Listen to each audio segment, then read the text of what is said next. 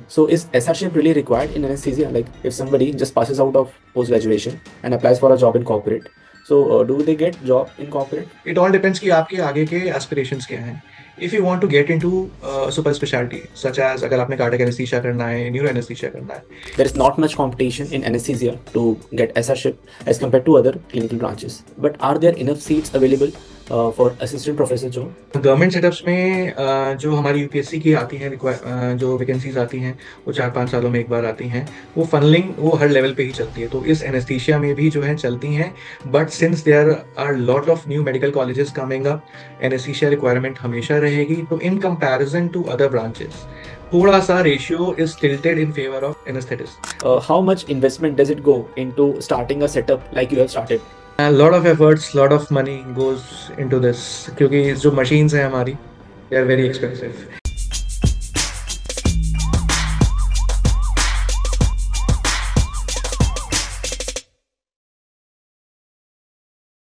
Hello, I'm Dr. Rahul Chawla. Welcome to episode 8 of NEET PG Mentoring Sessions. And today I have a very dear friend of mine, Dr. Daljit Singh. He has been my UG batchmate and my ex-roommate. He has done his MBBS from VMMC and Safdarjung Hospital, MD in Anesthesia from RML Hospital, and Anesthesia and Fellowship in Pain Management from AIIMS New Delhi. And right now he has started his own pain clinic in Gorakhpur and he is managing his entire setup on his own. And he's here to give you some pearls regarding anesthesia as a branch and how is life as an anesthetist and pain physician once you step out of the medical college. Hi Daljit, so good to see you here after so many years. So thank you for inviting me over here. I'm pleased that you considered me for this session, and you're doing great work here. मतलब I'm really looking forward. I always look forward to your post. जो ये awareness है, जो PG students अभी fresh opt कर रहे हैं anesthesia branch या जो भी branch कर रहे हैं awareness के लिए, and rest of all of your work. जो आप medical awareness mythbusters जो आप अपनी series लेके आ रहे हो and all, that's very enlightening. I always look forward to your posts. Yeah, thanks so much, Daljit. So, Daljit, starting with the first question, it's a formal question that we ask everyone out here. Why did you decide to take anesthesia?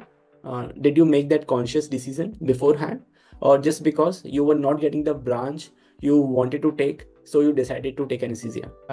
Yeah. So coming to that कि anaesthesia क्यों लिया. सो एक तो था best for the rank. ठीक है, मेरा कुछ ऐसा नहीं था मेरे को मेडिसिन चाहिए, सर्जरी चाहिए, डरमा चाहिए. मेरा हमेशा से वो था best for the rank, and मेरे को ड्रॉप नहीं लेना था. So that's how best for the rank मेरे को anesthesia मिल रही थी, and I found it good. I'm sort of first generation doctor in my family, so I had talk around with my friends, my seniors and all. So anesthesia, I found anesthesia lucrative उस time पे. My city Gorakhpur जहाँ से मैं belong करता हूँ, anesthesia is a lucrative branch. मतलब ठीक है, आप फ्री हैंड काम कर रहे हो and all. तो सब कुछ देखते हुए उस टाइम पे मेरे को लगा, and it suited my personality. मेरे को बहुत ज़्यादा भागम भाग वाला काम नहीं करना था, थोड़ा सा चिल लाइफ चाहिए था. पहला तो अपनी इंटर्नशिप में जब हम लोग एनेस्थीसिया पोस्टिंग के लिए जाते हैं तो भी सी हाँ भाई, it's sort of a chill branch. But once you get into that, तब आपको पता चलता है ठीक है यार, इतना वो चिल नहीं है. There is lot of going behind the scenes जो एक अच्छा एनेस्थेटिस्ट अपने चेहरे पे आने नहीं देता. We have a saying in our branch कि anaesthetist is the captain of the ship. If something goes wrong, surgeon जो है कुछ हमेशा एनेस्थेटिस्ट की तरफ नजर उठा के देखेगा. एक टेबल हेड पे जो है, एक अगर कूल हेड है, तभी वो सर्जरी अच्छे से प्रोसीड कर सकती है. सो ठीक है, सब कुछ देखते हुए I found anaesthesia suited to my personality. So और बेस्ट फॉर द रैंक था, to be very frank. So that's how I got into this. फिर my journey started in RML year 2015. I did 3 years of my PG post graduation from RML. बहुत ही PG life जैसे होती है हम लोग के जैसे. I would like to point out जो ना अभी आपके जो लिसनर्स हैं, व्यूअर्स हैं, they are about to join या वो सोच रहे हैं, एनेस्थीसिया पीजी लाइफ थोड़ी सी डिफरेंट होती है रेस्ट ऑफ द स्पेशलिटीज से. हमारे में क्या होता है, आप देखते हो कि मेडिसिन पीजी है, सर्जरी पीजी है, उसको खाने पीने का टाइम नहीं है, लगातार 36-36 घंटे ड्यूटी कर रहे हैं, कुछ जगहों पे इवन 48 आवर्स 52 आवर्स तक का. We do hear about that. But in Delhi जहाँ तक मेरे को पता है, और स्टेट्स में भी, first year anaesthesia life relatively chill होती है.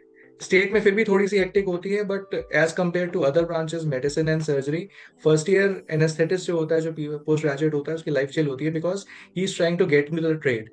भी जो आप एज यू प्रोग्रेस, आपकी जैसे जैसे आप सीनियर होते जाते हो, तब आपकी रिस्पॉन्सिबिलिटीज बढ़ती जाती है. सर्जरी मेडिसिन के कंपैरिजन में फर्स्ट ईयर सबसे ज्यादा काम कर रहा होता है, ही और she is looking after the wards, back to back वो ड्यूटीज कर रहे हैं, उनके ही पे सारा रिस्पॉन्सिबिलिटी होता है। फर्स्ट ईयर एनेस्थीसिया में ऐसा नहीं होता, it's the other way round. जैसे जैसे आप सीनियर होते जाते हो, आपके ऊपर रिस्पॉन्सिबिलिटीज डाली जाती हैं, उस तरह आपकी ड्यूटीज हेक्टिक होती जाती हैं। तो that's a major difference which I found once I got into this. So Daljit, you did your SRship from RML only. So how easy or how difficult it is to get SRship in anesthesia right now? Because now I think there are so many seats in SRship as well as in PG. Yeah, the time when I joined the time when I joined my post graduation course 2015 में, उस time पे we had just 5 seats in our college. By the time we became third years 2017, उस time पे exponential increase हो गया, 7 times increase हो गई seats. From 5 straight away it went to be about I guess 35 हो गई थी seats. तो उसी रेशियो में एसआर्स की भी सीट्स बढ़ी थी। तो anaesthesia that ways it's a very good branch कि आपको जॉब के लिए कभी इवन एसआरशिप या पोस्ट एसआरशिप भी ना, आपको जॉब के लिए बहुत ज्यादा मारामारी नहीं करनी पड़ती। हमेशा एम्पल ऑफ वैकेंसीज होती हैं। आपका स्टेट हो, टीयर 1 सिटी हो, टीयर 2 सिटी हो, गवर्नमेंट हॉस्पिटल्स में एवरी अदर मंथ एक वॉक इन इंटरव्यू आता रहता है। अल्फाबेटिकल ऑर्डर में नाम होता है, उसमें आप कभी भी उठा के देख लो कोई भी add. Maximum number of seats होती है हमेशा, इन जनरल में, मतलब एक मोटा मोटा बता रहा हूँ, हमेशा जो है एनेस्थीसिया में ही होती है। तो हमारे यहाँ भी यही था, बाकी दिल्ली के कॉलेजेस में भी यही है। अभी मैं यूपी में, यहाँ पे भी मैं देखता हूँ एवरी अदर मंथ वैकेंसी आ रही होती है। तो एसआरशिप में एंट्री के लिए we don't have to run around that much. Okay, so is SRship really required in anesthesia? Like if somebody just passes out of post graduation and applies for a job in corporate, so do they get job in corporate? Can they do freelancing or a job as a junior consultant without doing SRship, or is SRship really required to get a job? Actually थोड़ा सा इसमें 2-3 parts हैं question के। It all depends कि आपके आगे के aspirations क्या हैं। If you want to get into super speciality such as, अगर आपने कार्डियक एनेस्थीसिया करना है, न्यूरो एनेस्थीसिया करना है, in that case I would advise कि you directly go for that. आप अपना डीएम निकालो and go for that. In that case आप एसआरशिप पे अपना टाइम वेस्ट मत करो। सपोज जैसे इन माई केस था, आई वाजंट डिसाइडेड कि मेरा ये श्योर था कि I don't want to pursue any 3 year वाला सुपर स्पेशलिटी कोर्स, 3 इयर्स वाला एटलीस्ट नहीं करना है। In that case for a real world scenario, क्योंकि पीजी शिप में आप ना बहुत प्रोटेक्टेड एनवायरनमेंट में काम करते हो, एटलीस्ट इन दिल्ली। ठीक है, हमेशा आपके ऊपर एक एसआर होगा, एक कंसल्टेंट होगा, उसके ऊपर एक और सुपर कंसल्टेंट होगा, थोड़ा सा प्रोटेक्टेड एनवायरनमेंट में काम करते हो। तो in order to gain that confidence to get the cases done individually, yes I believe अगर आपने जनरल प्रैक्टिस करनी है, फ्रीलांसिंग करनी है, तो एक 3 इयर्स का या इवन 1 या 2 इयर्स का एसआरशिप का experience to work independently is a must. वो आपका ना पर्सपेक्टिव चेंज कर देता है, डिसीजन मेकिंग कैपेबिलिटी डेवलप करता है। जब आप खुद अकेले केस करा रहे हो, वो सारी इमरजेंसीज जो हमेशा आपने किसी और के साथ मिल के डील करी हैं, आप अकेले केस करा रहे हो, जब आपके ऊपर सारी वो रिस्पॉन्सिबिलिटी आती है, देन आपकी पर्सनैलिटी वो निखर के आती है, वो डिसीजन मेकिंग डेवलप होती है। तो आई डू बिलीव अगर आपने जनरल प्रैक्टिस करनी है, कोई सुपर स्पेशलिटी नहीं करनी, तो यू गो फॉर दिस एसआरशिप। अगर आपने सुपर स्पेशलिटी में जाना है तो आप स्ट्रेट अवे डीएम के लिए डीएम क्रैक करो, get into it as soon as possible. And also, if you are planning for a fellowship, then also you will have to do SRship. That depends. Suppose जैसे मैंने AIIMS का किया, तो AIIMS का criteria ही ये था कि 3 इयर्स का टीचिंग एक्सपीरियंस चाहिए था। सो मेरे केस में आई डिड दैट। बाकी बहुत सारे प्राइवेट इंस्टीट्यूट्स की फेलोशिप्स हैं, पीडीसीसीज हैं, उसमें कोई ऐसा क्राइटेरिया नहीं है। उसमें you just need a MD degree और डीएमडी डिग्री, कुछ ऐसा उसमें वो नहीं है। आप you can directly go for that and they do provide teaching experience, so वो आपके लेटर सीवी में भी ऐड ऑन होता है। So just like there are many vacancies for SRship seats, as you say, as you told me, there is not enough. There is not much competition in anesthesia to get SRship as compared to other clinical branches. But are there enough seats available for assistant professor job? या फिर यहाँ पे funnelling हो जाती है sir. या government setups में जो हमारी यूपीएससी की आती हैं जो वैकेंसीज आती हैं, वो 4-5 सालों में एक बार आती हैं। वो फनलिंग वो हर लेवल पे ही चलती है, तो इस एनेस्थीसिया में भी जो है चलती हैं। But since there are lot of new medical colleges coming up, anaesthesia requirement हमेशा रहेगी। तो in comparison to other branches, थोड़ा सा ratio is tilted in favour of anaesthetist. That's my personal take on that. तो हमेशा थोड़ी सी seats extra मिलेंगी आपको, थोड़ा सा एक एडेड एडवांटेज है हमारे पास। Yes. And if one decides to join corporate hospital after completing SRship or even completing fellowship, so what is the pay package one can expect in corporate hospitals? And also, what are the options available if somebody decides to do freelancing? ठीक है, ये भी राहुल बहुत ही personal choice है। Corporate setup भी दो तरीके के हो गए हैं अभी। एक हो गया टीयर 1 सिटीज वाला, दिल्ली हो गया, मुंबई हो गया, एंड ऑल हो गया। दूसरा हो गया हमारा टीयर 2 टीयर 3 में, जहाँ पे अभी नए कॉर्पोरेट्स या थोड़े से 300 प्लस या 500 प्लस बेड्स हॉस्पिटल अब आना स्टार्ट हुए हैं। Obviously in a place like Delhi, जो एक फ्रेशर के लिए स्टार्टिंग सैलरी है, एक एकदम फ्रेशर के लिए, just out of fresher in the sense कि आपने एसआरशिप अगर आपने करी हुई है, हमेशा आपके पास एक एडेड एडवांटेज है। तो एक फ्रेशर एसआरशिप करके निकला है 3 इयर्स की या 2 इयर्स की, 1.8 is a decent starting package. आप थोड़ा नेगोशिएट करके उसे 2.2 2.3 तक ले जाते हो, दिल्ली का मैं बता रहा हूँ। यही चीज अगर आप टीयर 2 टीयर 3 में मूव कर जाओ, तो ये थोड़ा सा और इंक्रीज हो जाता है, 3.5 तक का पैकेज मिल जाता है। The place where I come from and मेरे आसपास का जो है, मैं बता रहा हूँ, 3.5 4 तक का मिल जाता है। एंड वही अगर आपने सुपर स्पेशलिटी कर ली है, 3 साल का आपका एसआरशिप की जगह आपने 3 साल अपने डीएम कर लिया, तो थोड़ा सा 30-40 थाउजेंड का इंक्रीज हो जाता है। स्टार्टिंग इज 2.2 2.4 के आसपास, 2.5 कुछ जगह कॉर्पोरेट में, after super speciality in tier 1 city. Tier 2 city में अभी थोड़ा सा सुपर स्पेशलिटी का उतना पहुंचा नहीं है, तो वो वाला पैकेज ही जो है, आपकी सीनियरिटी, आपका एक्सपीरियंस, आप कहाँ से अपनी डीएम करके आए हो, उसके बेसिस पे ही डिसाइड होता है। तो टीयर 1 से थोड़ा ज्यादा होता है, बहुत ज्यादा नहीं होता। अच्छा, coming to this freelancing thing. Freelancing में भी है भाई कि आप जितना यंग हो, आप उतना भाग सकते हो। फ्रीलांसिंग में कोई टाइम नहीं है, कोई आपका शेड्यूल नहीं है। आप दो तरीके से ले सकते हो, अगर आप कंप्लीटली डिपेंडेंट हो या आप अपने हिसाब से काम कर रहे हो। ठीक है, वो फ्लेक्सिबिलिटी आपको रखनी पड़ेगी। तो उसमें अगर आप पूरा दिन भर काम कर रहे हो, कुछ लोग करते हैं, कुछ लोग अपने हिसाब से करते हैं कि मैं सिर्फ मॉर्निंग आवर्स में काम करूंगा, I won't be taking cases after 6। वो सब कुछ डिपेंड करता है। तो वो सारे फ्लेक्सिबिलिटी क्राइटेरिया वगैरह लेते हुए easily one can earn more than 3.5 in a tier 2 city. Tier 1 में आजकल थोड़ा सा फ्रीलांसिंग ना हमारा स्ट्रक्चर्ड हो गया है। तो वहाँ पे ना 4-5 एनेस्थेटिस्ट, या एक जैसे मान लो साउथ दिल्ली है, साउथ दिल्ली में कुछ एनेस्थेटिस्ट मिले, उन्होंने पूल बना लिया, उन्होंने 3-4 हॉस्पिटल्स के साथ टाई अप कर लिया, और उनके सारे वो cases they are getting it done. तो पूरा जितना अमाउंट होता है वो फिर डिपेंडिंग अपॉन दैट केसेस आपने जितने कराए, वो डिवाइड होता है। तो वो भी इजिली 2.5 क्रॉस कर जाता है। और बिसाइड्स दैट, इसमें बहुत मतलब freelancing in actually it's all कि आप कितना भाग रहे हो। लेकिन एक अपर लिमिट मोटा मोटा मान लो 3.5-4 के ऊपर नहीं टच करेगा। और फ्रीलांसिंग में एक है कि यार, आप कब तक भागोगे? आपको अपनी भी लाइफ चाहिए। अभी आप यंग हो, आप भाग पा रहे हो, बट कब तक भागोगे अल्टीमेटली? जो मैंने देखा है, मेरे सीनियर्स जो थे, जो बहुत फ्रीलांसिंग करते थे, ultimately now they have settled down and they have chosen कि 1-2 सेंटर्स ये हमारे हैं, हम यहाँ पे जाएंगे। अगर बहुत टाइम हुआ, अगर मन किया, तो हम दूसरे सेंटर्स पे जाके once in a while case करा दिया। बट एज यू एज, थोड़ा सा आपको एक वो अपने आप को थोड़ा सा मॉडरेट करना पड़ेगा। तो उस पॉइंट पे आपका ना थोड़ा सा क्रिएटिव आ जाता है अर्निंग पे। बट ठीक है, आई गेस सबका आता ही है। Obviously, plateau to आएगा भी, and I think there is one more point. If you there are two options. Either you decide to go to corporate and pursue critical care along with doing cases as an anesthetist. And when you do freelancing, you basically do cases, and that critical care part that gets missing. So if you do freelancing for few years, then maybe I don't think corporate hospitals will accept you as a consultant uh, handling critical care. So that could be a major hurdle that has to be decided pre-handed. And obviously, once you age, you will not be able to do that much of an effort. And उन लोगों के पास options रहेंगे, वो लोग जो नए anaesthetist होंगे उनको बुला लेंगे, and obviously you will reach a plateau. So that is a decision which you have to make. या ट्रू, वेरी ट्रू राहुल। वो है कि अगर आप केसेस के पीछे भाग रहे हो, तो आप आईसीयू नहीं संभाल सकते। और वो एक कल्चर आ रहा है अभी टीयर 1 में, तो आ गया है दिल्ली वगैरह में, कि इंटेंसिविस्ट की टीम अलग हो गई है, एनेस्थेटिस्ट की टीम अलग हो गई है। तो जो एनेस्थीसिया दे रहा है वो एनेस्थीसिया दे रहा है, आईसीयू वाला पार्ट जो है इंटेंसिविस्ट के ऊपर ही पूरी तरह डाल दिया गया है। टीयर 2 सिटीज में अभी ये कल्चर थोड़ा सा कैचअप हो रहा है, बट ठीक है, we do lag behind a lot.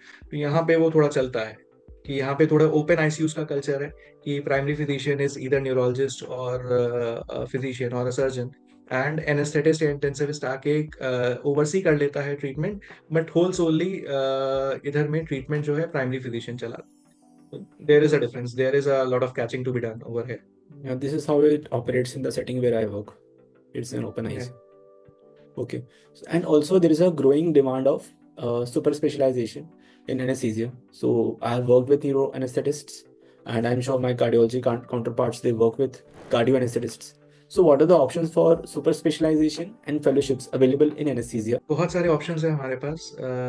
Cardiac anaesthesia है, न्यूरो एनेस्थीसिया है, ट्रांसप्लांट एनेस्थीसिया है, अभी recently even DMN pen medicine आ गया है। तो सारे बहुत सारे ऑप्शंस हैं, जैसे डीएमएन आपका क्रिटिकल केयर है, एवरग्रीन ऑप्शन है।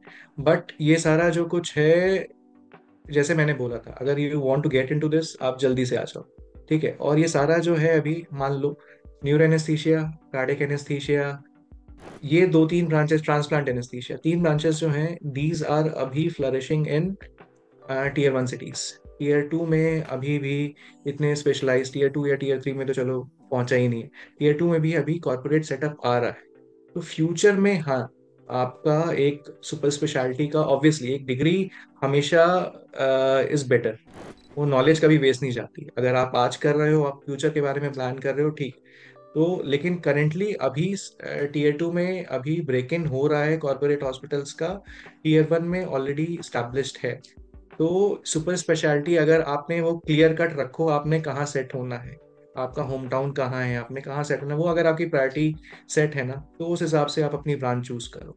अगर आप टीयर 3 के ही हो, तो आप अपना जनरल एनेस्थीसिया प्रैक्टिस करके भी बहुत अच्छे से फ्लरिश कर सकते हो। टीयर 1 में हो तो ठीक है, you will have to do something to set you apart from rest of the general population. तो इन दैट केस मेरे हिसाब से आप अपना पहले कहाँ सेटल होना है, उस हिसाब से वो देख लो। एंड फ्यूचर प्रोस्पेक्ट्स भी देख लो कि वहाँ पे क्या चल रहा है, ट्रेंड क्या चल रहा है, and then you can opt for that. Critical care, DM in critical care is an evergreen option. आप कहीं भी रहो, इंटेंसिविस्ट वहाँ होगा ही होगा। और एक इंटेंसिविस्ट की नॉलेज हमेशा सुपीरियर ही रहेगी rather than a general anesthetist की। And also, you know what, this is what, again, my personal opinion, that people are more keen on hiring anesthetists who have an added degree because they serve two purposes. Obviously, they will get the cases done and they will also see the Yeah. ICUs. तो एक तीर से दो निशाने हो जाते हैं। And कभी भी अगर इमरजेंसी केसेस की जरूरत ही पड़ती है ना, so they can also replace physicians, चाहे वो इंटरनल फिजिशियंस हो चाहे वो न्यूरोलॉजिस्ट हो, तो वो इमरजेंसी पार्ट को भी देख सकते हैं। तो इस वजह से एक हॉस्पिटल का एक बहुत बड़ा बैकबोन बन जाते हैं, and as you told, captain of the ship. So exactly, and that is what we have also seen in COVID times, how anesthesia as a branch emerged, the whole critical care part, and that's a very lucrative option. And I think it is going to grow, and the demand is going to grow. It is really not saturated, especially the super specialty part in anesthesia. It is actually not utilized till now, and there is a lot of scope to grow in tier 2 at least. Okay. Yeah. And what are the different options for fellowship apart from pain medicine? What other fellowships one can pursue either in India or in abroad? And even if in India, the fellowships in central institutions like AIMS, PGI, and are there any short-term fellowships in private institutions that one can pursue? Fellowships का central institutes में जो है, दिल्ली हो गया, Delhi AIIMS हो गया, PGI वगैरह हो गया, यहाँ पे क्या है, आपकी minimum requirement they opt for that कि 3 साल का आपके पास टीचिंग एक्सपीरियंस होना चाहिए। बाकी सारे इंस्टीट्यूट्स हैं, जैसे पीजीआई हो गया, आरएमएल लखनऊ हो गया, बीएचयू हो गया, यहाँ पे आपका वो 3 साल वाला experience, they don't go for that, उन्हें सिर्फ आपका पोस्ट ग्रेजुएशन चाहिए। तो we do have a lot of options for various fellowships such as pain medicine, जैसे आपने बोला, ऑन्को एनेस्थीसिया है, कार्डियक एनेस्थीसिया है, ट्रांसप्लांट एनेस्थीसिया है। ये सारा जो मैं बता रहा हूँ, ये अभी एज आपके गवर्नमेंट इंस्टीट्यूट्स में हो गया।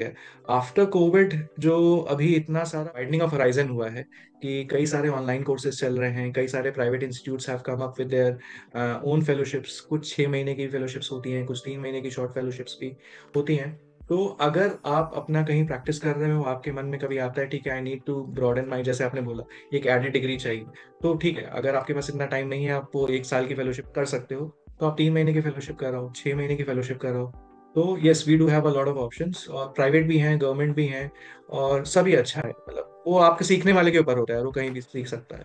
And apart from that, any international fellowship that is lucrative? International fellowships भी जितना सारा मैंने फील्ड्स बताया, सब में है। Even ops anaesthesia, pen medicine, onco anaesthesia, Singapore provides a hello lot of good fellowships. Changi hospital है वहाँ का, वहाँ पे आपको अप्लाई करना है। एप्लीकेशन प्रोसीजर थोड़ा सा इन लोगों का लंबा होता है, मतलब 1 साल 2 साल का वेटिंग होता है, आपको अप्लाई करना पड़ता है। There are lot of interviews going on, फिर उसके हिसाब से आप को मिलता है। इवन यूएस, कनाडा, कनाडा में भी फेलोशिप्स बहुत अच्छी हैं। ट्रांसप्लांट एनेस्थीसिया की वहाँ की फेलोशिप बहुत अच्छी है। पेन मेडिसिन की फेलोशिप वहाँ की बहुत अच्छी है। ऑन्को एनेस्थीसिया की कनाडा की बहुत अच्छी है। Even this Malaysia provides a lot of good fellowships. इधर यूरोप में, यूके में है बहुत अच्छी फेलोशिप्स। जर्मनी में है बहुत अच्छी फेलोशिप्स। साउथ कोरिया में बहुत सारी अच्छी फेलोशिप्स हैं। ये जितने फर्स्ट वर्ल्ड कंट्रीज हैं जिनके ना मैंने अभी नाम लिया, कनाडा हो गया, सिंगापुर हो गया, कोरिया हो गया, यूके हो गया, वहाँ का 3 महीने का फेलोशिप है, यहाँ का 3 महीने का fellowship. Obviously those fellowships in provide more weightage to your CV. So if provided, अगर आपको अपॉर्चुनिटी मिल रही है after your graduation, go for that, go and see the world. That's my say. But I guess they are more of observership. They don't provide much of hands-on training. 3 महीने वाली जो होती है या 1 महीने वाली होती है, that is, yes, that is observership. But if you उसको आप एक्सटेंड भी कर सकते हो, depending upon your work ethics and आपका बिहेवियर वहाँ पे कैसा है, वो 1 साल तक एक्सटेंड हो जाती है। And they do provide you job opportunities भी, मतलब एक बार आप वहाँ पहुँच गए हो तो आपको जॉब भी ऑफर होती है if you are that good. तो that ways you get to learn all besides just being an observer. Okay. So Diljit, there is a usual query which I get from students across all the subspecialties and specialties that how is DNB in that particular branch, like anesthesia in your case, versus MD in anesthesia. So suppose if a person is getting DNB from a good institution, or maybe if not from that good institution, so should that person prefer DNB from a good institution versus MD from not so good institution? To be very frank, this is my personal take. DNB is ना सस्ता labour. वो कुछ private hospitals को चाहिए थे, सस्ता labour, bonded labour चाहिए basically. तो what I feel is DNB is that. But हाँ, कुछ हॉस्पिटल्स हैं जहाँ पे DNB course is as good as, या कुछ जगहों पे इवन बेटर कुछ जगहों के एमडी कोर्सेज से। बट सपोज मैं आपको एग्जांपल देता हूँ, मैं डीएनबी वाला जो है, गंगाराम का डीएनबी इज गुड। दिल्ली के कुछ इंस्टीट्यूट्स हैं वहाँ का डीएनबी को, बट बहुत सारे टीयर 2 सिटीज हैं, टीयर 3 सिटीज हैं जहाँ पे डीएनबी बस नाम के लिए है, चल रहा है। वहाँ का डीएनबी करने का आपको, मतलब anaesthesia is a kind of branch जहाँ पे आप जितना हैंड्स ऑन आपको मिले उतना अच्छा है। एज मैटर ऑफ फैक्ट, वो किसी भी ब्रांच में आपको क्लिनिकल एक्सपीरियंस चाहिए ही चाहिए। लेकिन आपको अगर वही नहीं मिल रहा, आपको केसेस इंडिविजुअली करने को नहीं मिल रहे, आपके हॉस्पिटल में इतने केसेस हो ही नहीं रहे, आप सिर्फ you are running around doing ward work, at least in anaesthesia, वो तो फिर उसका मतलब नहीं है। तो आई वुड से कि अगर थोड़ा सा टीयर 2 सिटी का, या थोड़ा सा लेस, उतना अच्छा हॉस्पिटल नहीं है जहाँ पे आपको एमडी मिल रहा है, और एक अच्छा सिटी का, नॉट दैट गुड हॉस्पिटल जहाँ पे आपको डीएनबी मिल रहा है, यू गो फॉर एमडी। वो अभी है थोड़ा सा, अभी भी ना सबके मन में एक एमडी इज थोड़ा सा बेटर देन डीएनबी है। बट या इट डिपेंड्स कि आप कहाँ से कर रहे हो। डीएनबी अगर अच्छी जगह से कर रहे हो, सच एज गंगाराम या मुंबई के कुछ हॉस्पिटल्स हैं वहाँ पे, तो डीएनबी इज वेरी गुड। वहाँ का, जहाँ का एकेडमिक्स अच्छा है, जहाँ भी आपको ज्वाइनिंग करना है, आप काउंसलिंग के लिए ऑप्ट कर रहे हो, पता करो वहाँ का एकेड्स कैसा है, एकेड्स कैसा, आपका हैंड्स ऑन एक्सपीरियंस कैसा है। तो that ways I would prefer, जहाँ का एकेडमिक्स अच्छा है, you join, go for that, इधर एमडी और डीएनबी। बट मोस्टली जनरली जो एक ट्रेंड है, एमडी वाले हॉस्पिटल्स जो हैं, गवर्नमेंट हॉस्पिटल्स हैं, वो they provide better exposure to students, so go for that. Okay, great. So let's talk about your experience working as a fellow in pain medicine in AIMS. So how had your experience been working in AIMS, and what were different procedures that you had learned during your 1 year fellowship? And we would also like to shed some light on pain medicine as a branch, because it's a very less talked about branch, and I think it's a very emerging field. And being a neurologist, I know what kind of patients come to us, be it trigeminal neuralgia or PIVD, having chronic pain, and this branch offers lucrative options, good management for such patients that have turned up into a chronic patients for pain. So how has your experience been working in AIMS, and what are the different treatment options that from patient point of view that we can provide them that can give them some good results? In AIMS we have been doing a very good work, majorly neuralgic pains जो थे हमारे। Trigeminal neuralgia is a very common condition, चेहरे पे बहुत ज़्यादा severe दर्द होता है, एक साइड पे होता है, लोग उसको, हम लोग सुसाइड डिसीज भी बोलते हैं। तो उस केस में हम लोग रेडियो फ्रिक्वेंसी अब्लेशन करते थे, मतलब कि हम लोग नसों को जलाते थे, with very satisfying results even after 1 cycle of जो हम अब्लेशन करते हैं, जो कि बहुत सेफ है। बहुत ही सेफ प्रोसीजर है, इन वेल ट्रेन्ड हैंड्स। बहुत ही सेटिस्फाइंग रिजल्ट्स हमें ऑन टेबल दिखते थे, and these are long lasting results. कई बार होता है कि पेशेंट सर्जरी के लिए विलिंग नहीं होता या सर्जरी के लिए फिट नहीं होता, तो उन सारे पेशेंट्स में या इवन जनरल पॉपुलेशन में रेडियो फ्रिक्वेंसी अब्लेशंस बहुत ही अच्छा रिस्पॉन्स देता है। रेडियो फ्रिक्वेंसी अब्लेशंस हम लोग कितनी सारी कंडीशंस के लिए कर रहे हैं। मान लो आपका ऑस्टियोआर्थराइटिस ऑफ नी है, जहाँ पे पहले ऑप्शन सिर्फ होता था रिप्लेसमेंट ऑफ नी, लेकिन कई बार होता है, जैसे मैंने पहले बोला, इधर पेशेंट फिट नहीं है, इधर पेशेंट उतना केपेबल नहीं है फाइनेंशियली, तो इन दैट केस हम रेडियो फ्रिक्वेंसी अब्लेशंस कर सकते हैं, नसों को जला सकते हैं, कंप्लीटली नी को हम पेन फ्री बना सकते हैं।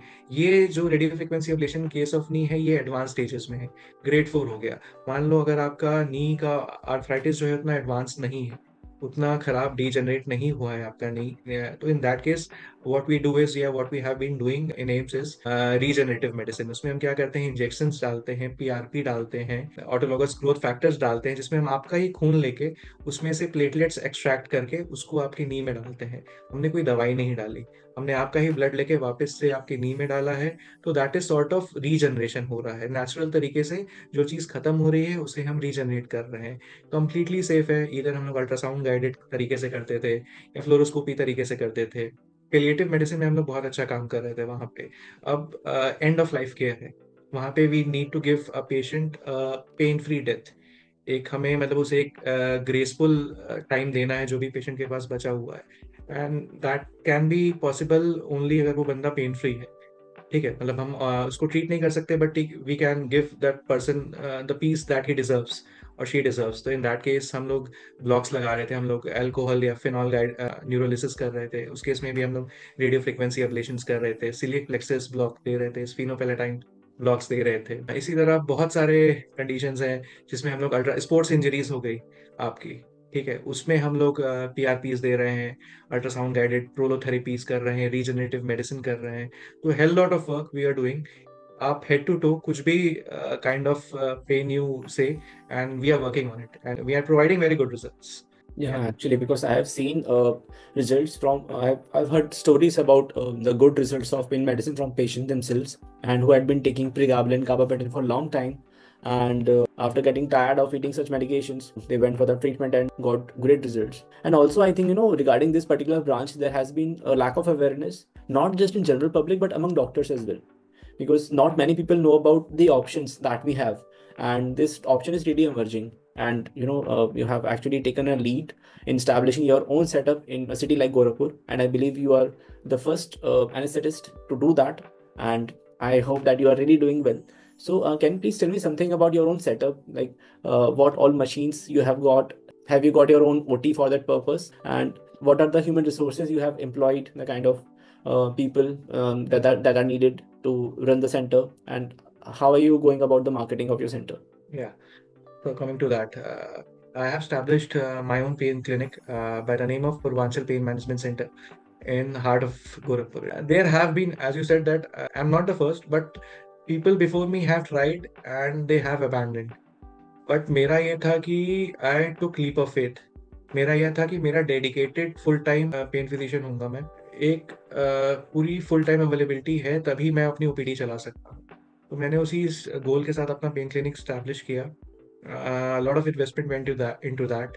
आई do have from day one मेरा गोल था कि it has to be my pain centre, my pain management centre, my pain clinic has to be one stop solution for everything. मेरे patient को कहीं बाहर ना जाना पड़े, मुझे आउटसोर्स ना करना पड़े कुछ भी। तो उस मोटो के साथ मैंने डे वन से ही अपने ओटी में सियाम रखा। मैंने अपनी सेंट्रीफ्यूज मशीन रखी है पीआरपी मेडिसिन के लिए, मैंने ओजोन मशीन रखी है, अभी मैंने रेडियो फ्रिक्वेंसी भी ब्लेटर भी जो है, I am about to get that.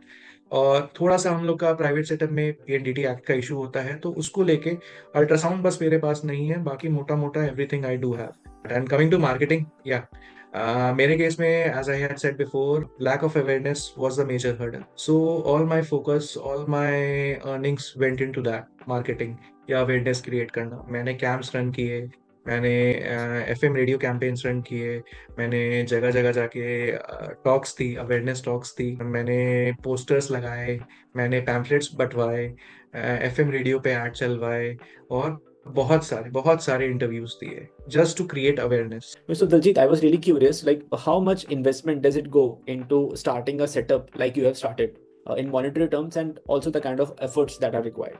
ये सर आपने दुखती रग पे हाथ रख लिया। Lot of efforts, lot of money goes into this, क्योंकि जो मशीन्स हैं हमारी दे आर वेरी एक्सपेंसिव। एक सियाम है, एक डिसेंट सा सियाम आपका 12 लाख से स्टार्ट होता है। ठीक है, तो it can go anywhere up to 22 lakhs, 25 lakhs, depending कि आपका कैपेबिलिटी क्या है। एक decent C-arm is around 12 lakhs। Same goes for ultrasound machine, but ultrasound machine का भी उसके साथ हर्डल्स काफी हैं अप्रूवल्स को लेके। पीसीपी एंड डीटी एक्ट बहुत आजकल स्ट्रिक्ट है। टीयर 2 टीयर 3 सिटीज में तो और ज्यादा ब्राइबरी एंड ऑल वो सब भी चलता है। तो वो सारा हर्डल्स क्रॉस कर लिया आपने। दो मेजर आपके ये हो गए, एक अल्ट्रासाउंड हो गया, एक सियाम हो गया। इसको आप अपने सेटअप में लगा सकते हो, या कई सारे मेरे फ्रेंड्स लोगों ने किया हुआ है कि आप किसी हॉस्पिटल के साथ एसोसिएट हो जाओ। आप अपना ओपीडी रन करो एंड आप प्रोसीजर्स अपने किसी हॉस्पिटल के साथ एसोसिएट होके कर लो। That is a personal choice. मेरे केस में I did not want to do that, so I went for my own thing. इसके अलावा एक दूसरा मेजर इन्वेस्टमेंट है हमारा, जो कि एक इनिशियल बिगनर को can be done without that, radio frequency ablation machine, radio frequency ablator. वो भी जो है it's quite costly, it's more than 15 lakhs। But PRP machine वगैरह जो है ये आपको 30-40 thousand तक में आ जाता है। तो तीन मेजर हैं हम लोग में जो कॉस्ट इंटेंसिव हैं। वन इज आपका C-arm machine, other one is radio frequency machine, third one is ultrasound. But for a beginner I guess एक सियाम मशीन तो होना ही चाहिए। अल्ट्रासाउंड मशीन के लिए आप किसी हॉस्पिटल के साथ एसोसिएट हो जाओ, एंड एज यू ग्रो फिर आप बाकी चीजें ऐड ऑन कर सकते हो। So that's my take on this. Okay. Thank you so much, Daljit, for being a part of this initiative. And you have provided really great pearls of wisdom, especially the kind of work you are doing. And we are really looking forward to the work you are doing. And I really hope the best for you. And I really hope that you will expand as a great center in the whole Purvanchal with many branches as well. And I really wish all the best for all the work you are doing. Thank you, Rahul. Thank you for having me over here. It was my pleasure talking to you after so many years, connecting at हमेशा हम लोग अलग type की बातें करते थे। Yeah. For the first time I guess हम इतने प्रोफेशनली बात कर रहे हैं, और for a good cause I guess. Yes, it I hope it helps, it provides a different kind of perspective to your listeners. I really hope that, and I also wish you the best. You're doing great job, buddy. You're doing great work. I always look forward to your post, and whatever informational posts या blogs जो भी आता है आपका, I do look forward to that. So it was pleasure talking to you.